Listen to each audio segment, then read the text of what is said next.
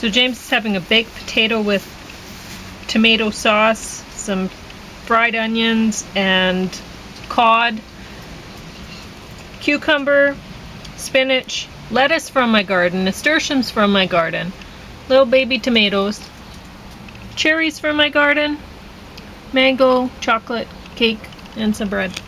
And I'm going to talk about Major Arcana, which got top of the stack rating. What is this? Breaking news in Yuba County.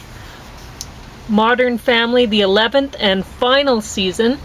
Finding Joy series. Which series is this? 2. I have never seen another. Truth is the Only Client. James is going to mostly talk about that. And the Intruder Special Edition got bottom of the stack. And I guess I better get started on things because I have quite a stack to get through.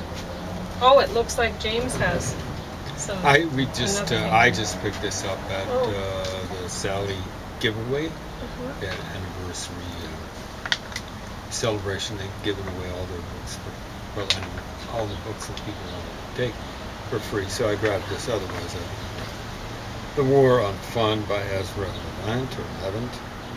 A much maligned character.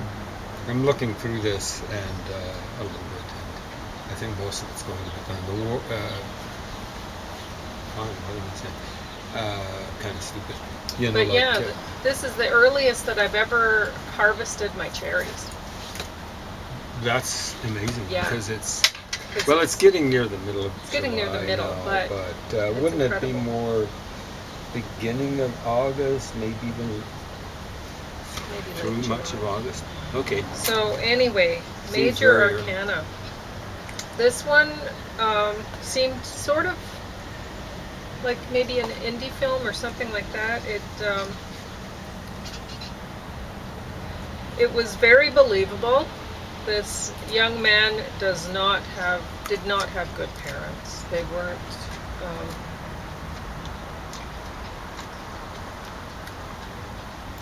They had troubles like alcoholism and gambling and whatever. And anyway, somehow he goes away. He comes back because his father's died and he's inherited from his father. And his mother is a piece of work. She's obviously been separated from the father for a long time. She has her own house, and you see her helping to clean up the house, helping to clean up the father's house, and he's like, you don't need to do that, But really, what she was doing was searching for the father's money. So, that he'd left to the son, and she wants it, because she's known him longer, and it's hers, it should be hers, not anyway. She's not a good mom, and so this guy, he doesn't want to stay in his father's house either, but his father has 52 acres of beautiful land with ferns. It's all trees, and just a dream farm, right? Dream piece of land. So he takes out his chainsaw and decides to fell his own trees, and it shows him, all the way along. You can look at how he's building the cabin and go, yeah, I could do that. And really you couldn't. This guy has extreme skills, but you feel that way. You're watching that and you're like, oh, this is like the best how-to movie ever, But well, your dad built your house, one of your houses. Yeah. So some guys have the skill. Yeah. Anyway, it's a beautiful cabin that he builds, and he does it all like he fells the trees and then he cuts them so that they'll be perfect beams, not round logs. So it's not a log cabin like round logs. It looks beautiful, and like this guy has some serious skills.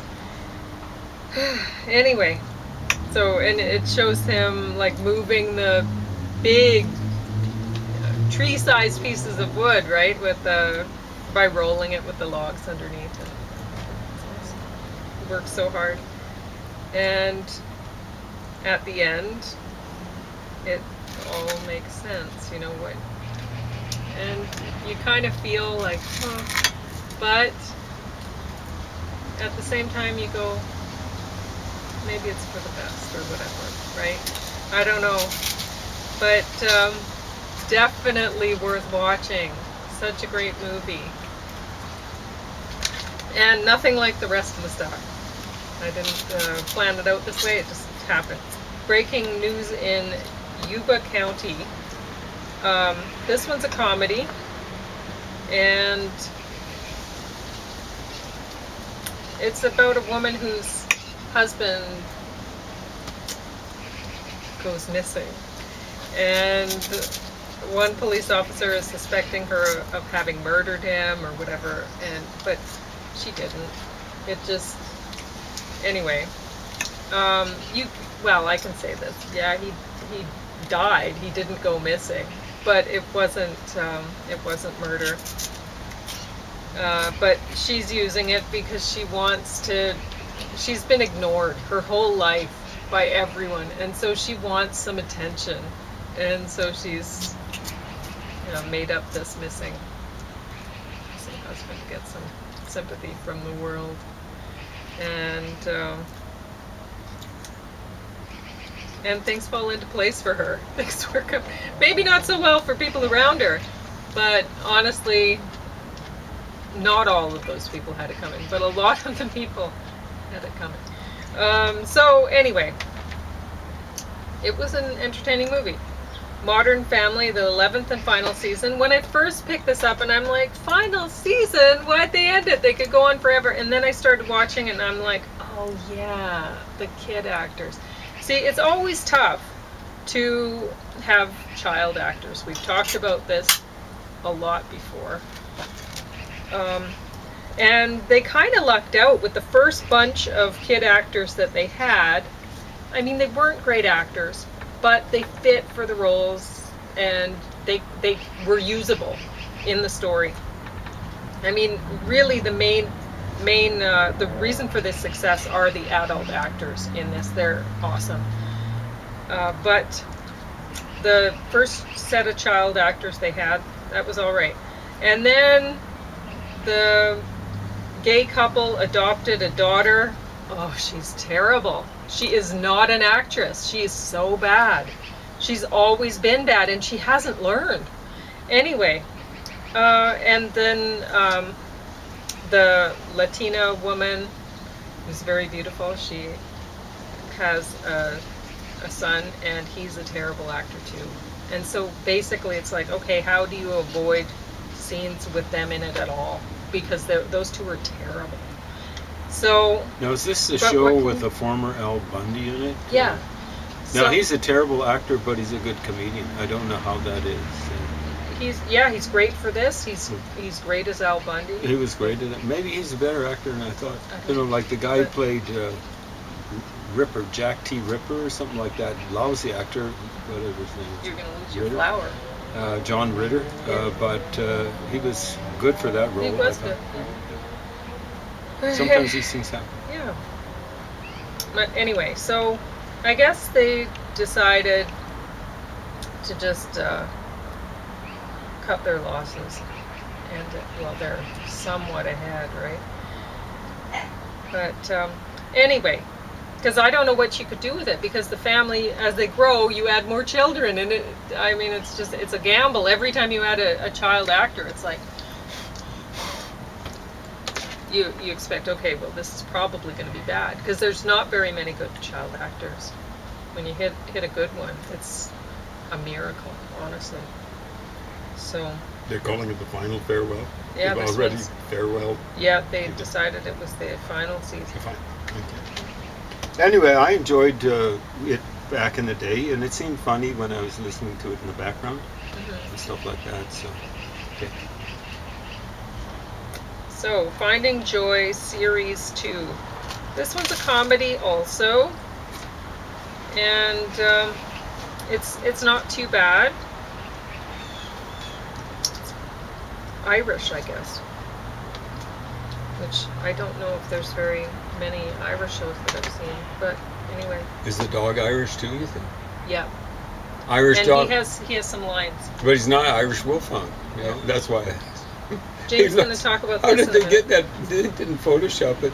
He was happy about something on the cover. That's the best thing about it. Mm-hmm. Sorry. So The Intruder, this one stars William Shatner.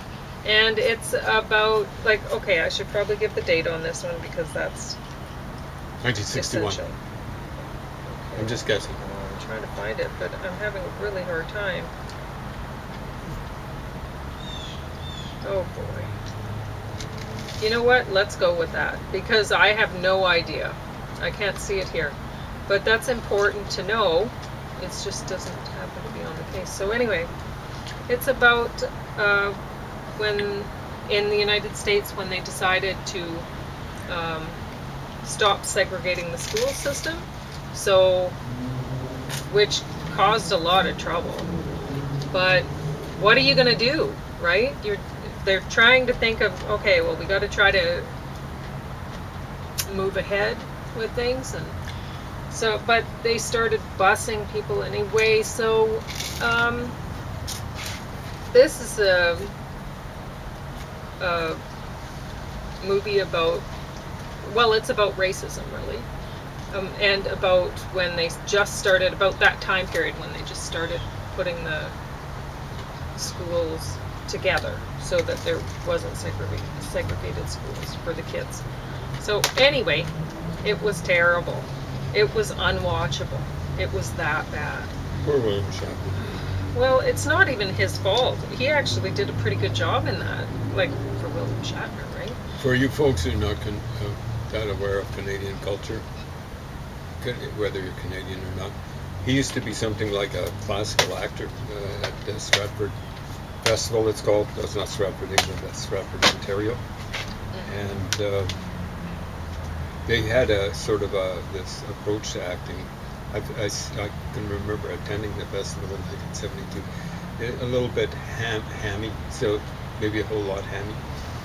So it was William Hutt on stage playing King Lear, and it was overdone, just like William Shatner and so many things.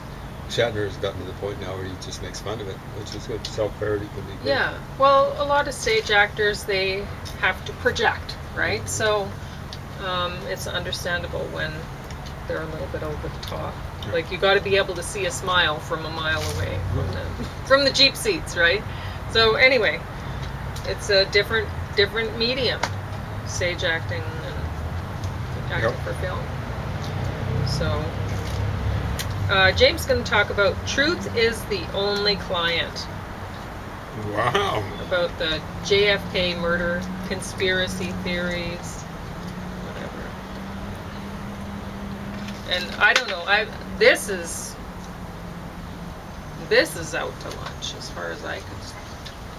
Anyway, go ahead with that. I'll give you a bit of an introduction. Official investigation of the murder of John Kennedy. So they're pretending as though this is the official investigation. See how they put that there?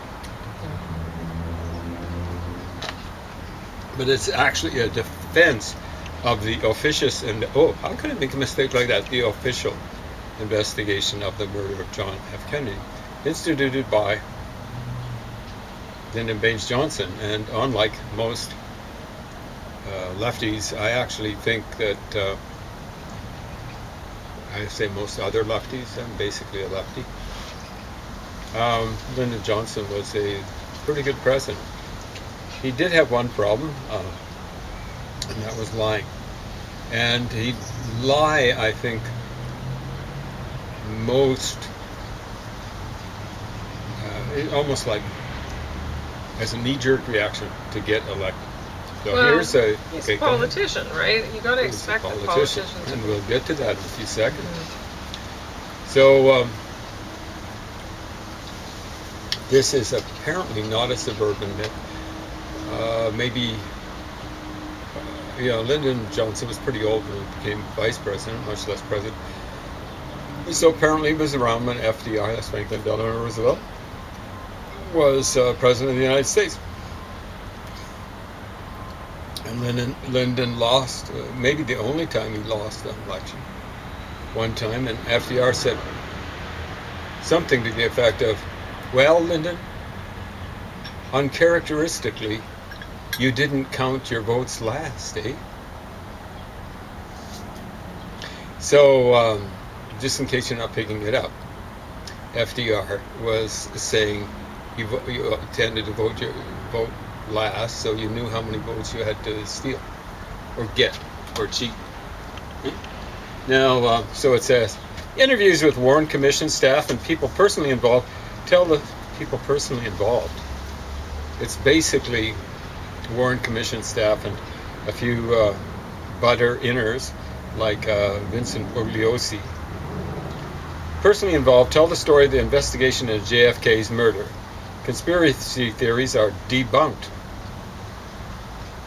I think one, and it wasn't really a theory, it's just one aspect of you have a bug in there. I've seen several, so I'm not really Okay. I've already picked a couple of them. Conspiracy theories are debunked. Yeah. Oswald's actions, Jack Ruby's role, and revelations since the 70s are explored. That's like saying you've explored the continent of the United States when you're Christopher Columbus and you plant the Spanish flag on Haiti or the Dominican Republic or something like that. They're not explored at all. At least not to the extent they should be. So there's very little representation of people who, like they have Blakey, I think it is, who handled one investigation in the 70s. This is after the Warren Commission by about 13 years, shall we say. And he thinks it was a conspiracy. He thinks there were only 3 shots fired. I could care less how many shots were fired. 3, 8, 3,000. His JFK's head got blowed up real good. Why would you continue shooting? You wouldn't continue shooting? What would you be doing? You'd be packing your gun away or chucking it away and running. Or trying to melt into a crowd or whatever. Yeah. I've kind of dealt with this before. I was kind of bored by, I can remember when I was a kid, 63, I can remember the day, everyone can. I would have been about 9 years old. Is that how old I would have been? Something like that. I can remember the day we were in a place called Livingston. Still is called Livingston. It was then in northern Rhodesia, it's now in Zambia. And I can remember we saw a paper. It must have been a newspaper guy or something like that. I'm hesitant to say boy because I'm afraid it was could have been a black guy. I'm not sure. And but it was a youngster, I believe.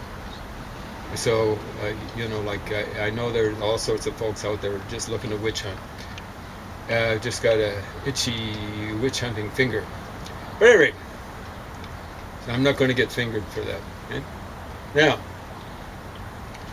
and I can remember my mother saying, "Oh, she's so young," like she'd be talking about Jackie Kennedy, and she was. And I can remember just following it up, looking at some of the pictures, basically. There'd be maps showing Oswald's movements, purported movements, after the assassination. Notice I'm not saying after he assassinated him. I don't know whether he did. I think he may have shot a police officer who I suspect was assigned to arrest him, but shoot him in the process of arresting him. So I'm not saying Oswald was totally guilty, or somewhat guilty, or innocent of assassinating Kennedy or whatever. I'll get to that. And I'm just going, wow, that's complicated. So I liked maps and stuff like that when I was a kid. Did you see the bluebird flying? No, well, I see the blue jay over there, but there's blue jay, a yeah. different kind of bird. It's now eating seeds here. That's good. I'm not going to poke my head around. It has a really, really long tail, but it's not kind a of magpie. a bronze kind of color. Okay. You'll see it. Okay. It'll be around. Exactly. Yeah. The blue jay doesn't seem to care. The blue jay's like, oh, she puts out lots. Yeah. How much time? 15? 10 minutes. Okay. Get ready, folks. I'm not into conspiracy theories. So I was kind of like, oh, okay, it's really complicated. And this went on for decades, not years. So from age 9 to about age over 40, I was going, who cares? You know, I read Rolling Stone magazine, and they have occasional thing about that, so on and so forth. And Rolling Stone actually usually had some pretty good articles, I got to say. Unlike much of the hippy-dippy press. Then, when I was about 41, I think, I got parachuted into the local police station. I was doing janitorial with the city. They got rid of my job at the city hall. I said, where do we put James? I was getting up there in years. If I'd been younger, they just would have said, okay, you go down to the casual list. You're only working summers. But they got a job for me. Cop shop. I wasn't happy about it, but what the heck. I used to have long hair. I didn't shave it off. Yeah, I actually did shave it off. And I was kind of like working undercover. I didn't want any of the cops to know that I was a left-winger. And they basically, I don't think, found out. I don't think they really cared much. So I turn up for work. It's a little bit, it might have been January the 2nd, right after the Christmas holidays. I turn up for work, 4 o'clock. No, it would have been 3 o'clock in the afternoon, because my shift there, usually we went with the city 4 to 12, but there it was 3 till 11. So I turn up at 3 o'clock, right on the dot. And I figured I'd have a lot of work to do, because they'd had it contracted out for 1 year. That didn't work out. The previous year, they'd had 3 janitors. Now, a whole year after contracting out, they're down to 2 janitors. So I knew that there'd be a lot of work to do. So I turned up right on time. I'm not going to give them free overtime at the beginning of my shift, because it generally just involved yapping and yapping. As it turned out, I didn't have a foreman there or whatever. No one there to meet me, So I go to the traffic section of the. I didn't know where to go. I'd never had dealings with cops. I went to the traffic section and I'm saying, they say, who are you? What do you want? I work here. I've never heard of that. I said, well, I've been told to get here at 3 o'clock. I want to start my shift. They said, you got any ID? I said, no, I didn't used to carry around that. And they said, well, you're not getting in. Now understand, I'm employed there, and we're working into my shift now. And I'm not getting into the cop shop. This is just a regular, common, everyday day.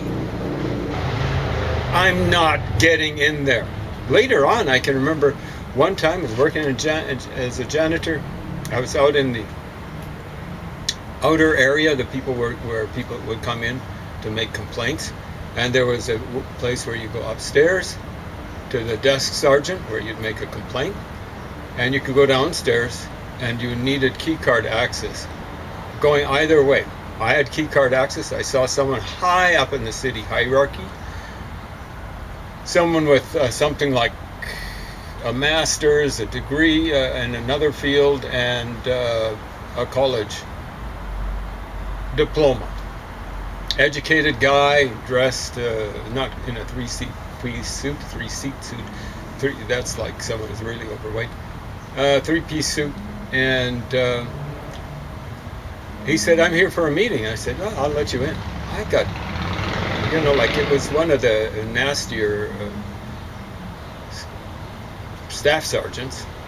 So he'd be, I think he'd still be part of their union, but at the highest level of their union. So he'd be controlling one platoon, and they had 5 platoons. And he was nice to me, but he said, you never do that again. People, it doesn't matter who they are, if they're not working here, or cops, they do not get let in without going through proper procedures. And I was going, yeah, that makes sense, you know. I'd made an error. I should have remembered what my experience had been, you know, a year and a half earlier or something like that. They weren't letting me in. Finally, they were saying, do you know anyone who works in here that can vouch for your identity? This goes way back to me starting off. I said, well, there's a guy I used to work janitorial with at the city hall. Is he here now? And they went and said, go get Joe X or something like that. And so they went and he was able to vouch for me. Then they let me in. That's the way any self-respecting cop shop works. You don't get into a place without identification. So then I'm reading about somehow or another, around the time I started working at the cop shop, I just was, you know, like somewhere along the line, I was lazing through a little thing about the assassination, J.F.K's assassination. And they were saying, well, I'll ask you, where did Jack Ruby kill Lee Harvey Oswald? It's not. This isn't about J.F.K. It's about Lee Harvey Oswald getting killed. Folks, this ain't a conspiracy theory. This ain't made up. This thing doesn't deal with this issue one iota. That's I and O and then a ta, okay? Iota. That's basically a little Greek sign that represented I. It didn't even have a dot over it, as I recall. Iota. That's how small it is. They didn't deal with this issue one iota. And to get any sort of hearing from me, much less respect, you've got to deal with this issue. Lee Harvey Oswald was killed by Jack Ruby in the Dallas police station. Now this, again, is not conspiracy theory. They did deal with this. They were kind of laughing about, can you imagine laughing about it? They were showing, Kennedy's killed about noontime. He's shot, 12:30, Friday, November 22nd, 1963. He's declared dead 1 o'clock at the Parkland Hospital. A little bit northwest, as I recall, of Dealey Plaza. I used to say Daly Plaza, but I never heard people talking about it until here, okay? That evening, they have it here. They admit it.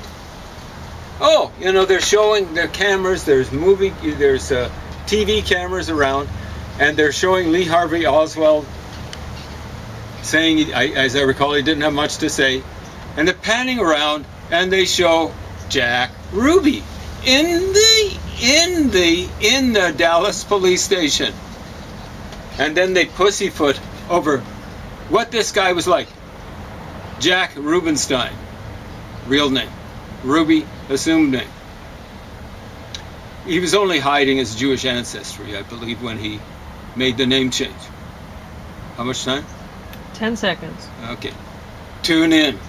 How did he get into the police station without it being a conspiracy